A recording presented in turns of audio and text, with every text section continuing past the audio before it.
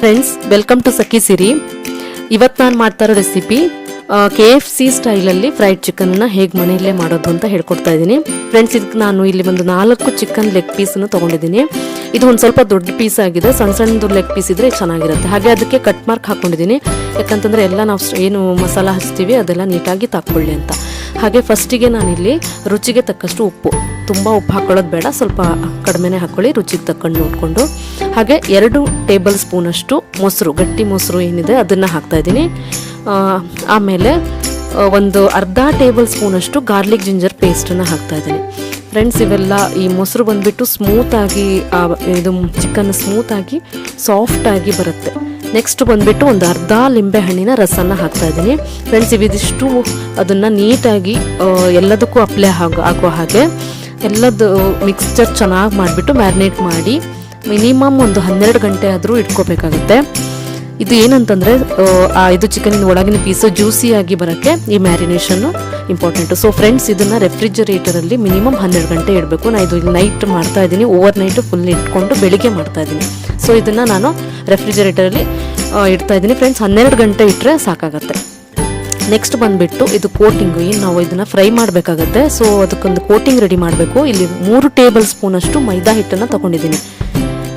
ಇದು ಈ ಕೋಟಿಂಗ್ ಏನಿದೆ ಅದು ಫಸ್ಟ್ ಲೇಯರು. ಸೊ ಫಸ್ಟ್ ಲೇಯರಿಗೆ ಈ ಕೋಟಿಂಗನ್ನು ನಾನು ರೆಡಿ ಮಾಡ್ತಾ ಇದ್ದೀನಿ. ಫ್ರೆಂಡ್ಸ್, ಇದೇನಂತಂದರೆ 2 ಟೇಬಲ್ ಸ್ಪೂನಷ್ಟು ಕಾರ್ನ್ಫ್ಲೋರ್ ತೊಗೊಂಡಿದ್ದೀನಿ. ಇದು ಕೂಡ ಅಷ್ಟೇ ಆ ಕೋಟಿಂಗು ಚೆನ್ನಾಗಿರೋದಕ್ಕೆ ಇದನ್ನು ಯೂಸ್ ಮಾಡ್ತಾ ಇದ್ದೀವಿ. ಇಲ್ಲಿ ಕ್ರಿಸ್ಪಿ ಬರೋಕ್ಕೆ ನಾನು ಓಟ್ಸನ್ನು ತೊಗೊಂಡಿದ್ದೀನಿ, 1 ಟೇಬಲ್ ಸ್ಪೂನಷ್ಟು.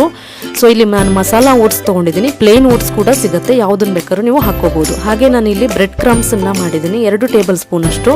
ಇದನ್ನು ನಾನು ಮನೆಯಲ್ಲೇ ಮಾಡಿದ್ದೀನಿ. ಸೊ 2 ಟೇಬಲ್ ಸ್ಪೂನಷ್ಟು. ಇದು ಕೂಡ ಕ್ರಿಸ್ಪಿ ಬರೋದಕ್ಕೋಸ್ಕರ ಇದನ್ನು ಹಾಕ್ತಾ ಇದ್ದೀನಿ. ಒಂದ್ಸರಿ ಆದಷ್ಟು ಮಿಕ್ಸ್ ಮಾಡ್ಕೊಬಿಟ್ಟು ಇಲ್ಲಿ ನಾನು ಮಸಾಲ ಪೌಡ್ರಾಗಿ ಬ್ಲ್ಯಾಕ್ ಪೆಪ್ಪರ್ ಪೌಡ್ರನ್ನ 1 ಟೀ ಸ್ಪೂನಷ್ಟು ಹಾಕ್ತಾ ಇದ್ದೀನಿ. ಫ್ರೆಂಡ್ಸ್, ಇದು ಸ್ವಲ್ಪ ಸ್ವೀಟ್ ಆಗಿರೋದ್ರಿಂದ ಸ್ವಲ್ಪ ಕಡಿಮೆನೇ ಹಾಕ್ಕೊಳ್ತಾ ಇದ್ದೀನಿ. ಹಾಗೆ 1 ಟೇಬಲ್ ಸ್ಪೂನಷ್ಟು ರೆಡ್ ಚಿಲ್ಲಿ ಪೌಡ್ರು. ಆಮೇಲೆ ಜೀರಿಗೆ ಪುಡಿ, 1 ಟೀ ಸ್ಪೂನಷ್ಟು ಜೀರಿಗೆ ಪುಡಿ. ಹಾಗೆ ನಾನು ಇಲ್ಲಿ ಉಪ್ಪು ಕೂಡ ಆ್ಯಡ್ ಮಾಡ್ತಾ ಇದ್ದೀನಿ. ಫ್ರೆಂಡ್ಸ್, ನೀವು ಅದಕ್ಕೆ ಮ್ಯಾರಿನೇಷನ್ ಮಾಡುವಾಗ ಕೂಡ ಹಾಕಿರೋದ್ರಿಂದ ಇಲ್ಲಿ ಸ್ವಲ್ಪ ಕಡಿಮೆ ಮಟ್ಟದಲ್ಲೇ ಹಾಕಿಬಿಟ್ಟು ಮಿಕ್ಸ್ ಮಾಡ್ಕೊಳ್ಳಿ. ಸೊ ಇಲ್ಲಿ ಏನು ಕೋಟಿಂಗ್ ಅದು ಬೇಕಾಗುತ್ತೋ ಸೊ ಅದನ್ನು ನೀಟಾಗಿ ಮಿಕ್ಸ್ ಮಾಡಿ ರೆಡಿ ಮಾಡಿ ಎತ್ತಿಟ್ಕೊಳ್ತಿದ್ದೀನಿ. ಹಾಗೆ ಮತ್ತೊಂದು ಕೋಟಿಂಗ್ ಬೇಕಾಗುತ್ತೆ. ಸೊ ಆ ಕೋಟಿಂಗಿಗೆ ನಾನು 2 ಮೊಟ್ಟೆನ ಬೀಟ್ ಮಾಡಿ ಇಟ್ಕೊಳ್ತಾ ಇದ್ದೀನಿ ಸೈಡಿಗೆ. ಸೊ ಫಸ್ಟ್ ನಾವು ಎಣ್ಣೆಯನ್ನು ಇಟ್ಕೋಬೇಕಾಗತ್ತೆ ಫ್ರೈ ಮಾಡೋಕ್ಕೆ. ಹಾಗೆ ನೋಡಿ, ನಾನು 12 ಗಂಟೆ ಇಟ್ಕೊಂಡಿದ್ದೆ. ಸೊ ಇದು ಈ ಥರ ಆಗಿದೆ, ಡ್ರೈ ಆಗಿ ಎಲ್ಲ ಮೊಸರು ಆಮೇಲೆ ಏನು ಲೆಮನ್ ಜ್ಯೂಸ್ ಎಲ್ಲ ಹಾಕಿದ್ದೀವಿ ಅದೆಲ್ಲ ನೀಟಾಗಿ ತಾಗಿದೆ. ಸೊ ನಾನಿಲ್ಲಿ ಕೋಟಿಂಗ್ ಮಾಡೋಕ್ಕೆ ಒಂದು ರೆಡಿ ಮಾಡ್ಕೊಂಡಿದ್ದೆ. ಸೊ ಅದು ನೋಡಿದ್ದೀರಿ ಅಂತ ಅಂದ್ಕೊಂಡಿದ್ದೀನಿ. ಫ್ರೆಂಡ್ಸ್, ಇದೇನಂತಂದರೆ ನೀಟಾಗಿ ಅದಕ್ಕೆ ಅಪ್ಲೈ ಆಗಬೇಕು. ಅದು ಫಸ್ಟ್ ಕ್ರಿಸ್ಪಿ ಬರುತ್ತೆ, ಒಳಗಡೆ ಜ್ಯೂಸಿಯಾಗಿ, ಆಮೇಲೆ ನೆಕ್ಸ್ಟು ಕ್ರಿಸ್ಪಿಯಾಗಿ ಬರೋಕ್ಕೆ. ಸೊ ಇದನ್ನು ನಾವು ಮೀಡಿಯಮ್ ಫ್ಲೇಮಲ್ಲಿ ಇಟ್ಕೊಬಿಟ್ಟು ಫಸ್ಟು ಒಂದು ಸ್ವಲ್ಪ ಹೊತ್ತು ಮೀಡಿಯಮ್ ಫ್ಲೇಮಲ್ಲಿ ಫ್ರೈ ಮಾಡಿಬಿಟ್ಟು ನೆಕ್ಸ್ಟು ಫುಲ್ಲು ಲೋ ಫ್ಲೇಮಲ್ಲೇ ನಾವು ಫ್ರೈ ಮಾಡಬೇಕಾಗುತ್ತೆ. ಯಾಕಂತಂದರೆ ಪೂರ್ತಿ ಎಲ್ಲ ಸೈಡಲ್ಲೂ ನೀವು ಅದನ್ನು ನೀಟಾಗಿ ಫ್ರೈ ಮಾಡ್ಕೋಬೇಕಾಗತ್ತೆ.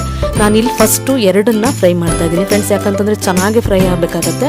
ಸೊ ಅದನ್ನು ನೋಡ್ಕೊಬಿಟ್ಟು ಹಾಕ್ಕೊಳ್ಳಿ. ಸಣ್ಣದಾದರೆ ನೀವು 4 ಕೂಡ ಹಾಕ್ಕೋಬೋದು ಒಂದೇ ಸರಿ.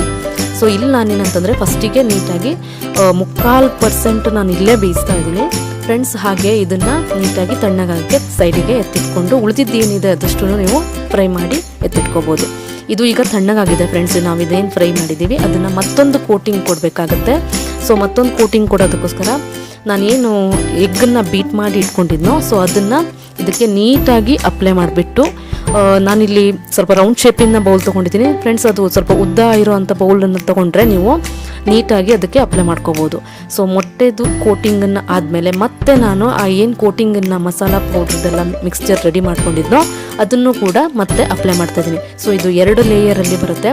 ಸೊ ಜ್ಯೂಸಿ, ಕ್ರಿಸ್ಪಿ ಮತ್ತು ಜ್ಯೂಸಿಯಾಗಿ ತುಂಬಾ ಟೇಸ್ಟ್ ಆಗಿರುತ್ತೆ. ಸೇಮ್ KFC ಸ್ಟೈಲಲ್ಲೇ ಇದು ತುಂಬಾ ಚೆನ್ನಾಗಿ ಬರುತ್ತೆ. ಸೊ ಮೇಲ್ಗಡೆ ಮಾತ್ರ ಕೋಟಿಂಗ್ ತುಂಬಾ ಚೆನ್ನಾಗಿರುತ್ತೆ ಫ್ರೆಂಡ್ಸ್. ಮನೆಯಲ್ಲೇ ನಾವು ಆರಾಮಾಗಿ KFC ಸ್ಟೈಲಲ್ಲಿ ಫ್ರೈಡ್ ಚಿಕನ್ ಏನು KFC ಸ್ಟೈಲಲ್ಲಿ ಮಾಡ್ತಾರೆ ಅದನ್ನೇ ಮಾಡ್ಬೋದು. ಸೊ ಸಿಂಪಲ್ಲಾಗಿ, ಈಸಿಯಾಗಿ. Thank you.